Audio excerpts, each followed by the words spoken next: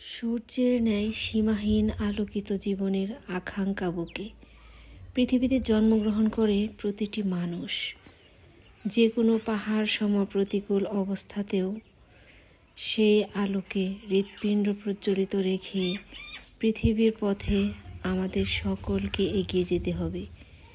নিশ্চয়ই সৃষ্টিকর্তা আমাদেরকে এমন কোনো দুঃখ বা কষ্ট কখনোই দিবেন না, যার সমাধান আমাদের উর্বর মস্তিষ্কের গ্রন্থাবলীতে লেখা থাকবে না। যদি তুমি নিজের ব্যথা টের পাও, তাহলে তুমি জীবিত, আর যদি অন্যের ব্যথা টের পাও, তাহলে তুমি মানুষ। আমার আম্মা কয়েকটা ছাগল পালে। মা বাড়িতে অন্য কাজ করছিল, তাই ভাবলাম আমি ছাগলগুলোকে দেখে আসি।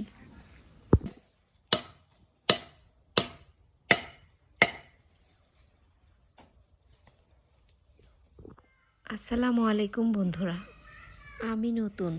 কন্টেন্ট সম্পর্কে আমার তেমন কোনো ধারণা নেই, তবে আপনাদের ভালোবাসা পেলে আমিও ভালো কিছু করতে পারবো ইনশাআল্লাহ।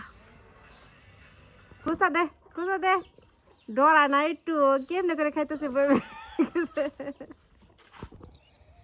এত অহংকার করে কি লাভ? শেষ ঠিকানা যদি এটাই হয়। এটা আমাদের বড় চাচির কবর। মাত্র 1 বছর হয়েছে উনি মারা গেছে। 1 বছরের মধ্যেই কবরের এই অবস্থা, আর আমরা কতই না অহংকার করি। বাবা মার কাছে সন্তান সব সময় আদরের, সে যেমনই হোক। দেখুন, ওনার ছেলেটা পাগল এবং সে একা একা হাঁটতে পারে না। প্রতিদিন ধরে ধরে এভাবে এদিকে নিয়ে আসে।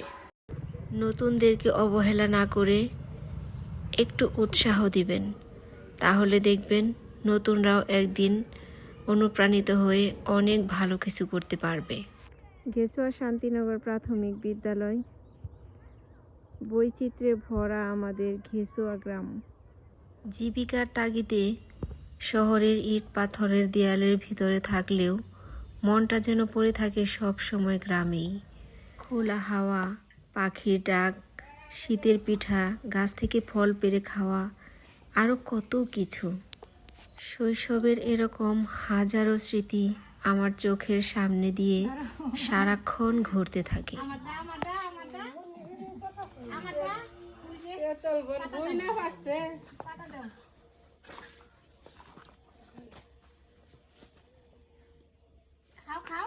আশপাশের সব বাচ্চাদেরকে নিয়ে গাছ থেকে তেঁতুল পেড়ে সিদ্ধ করে খেলাম।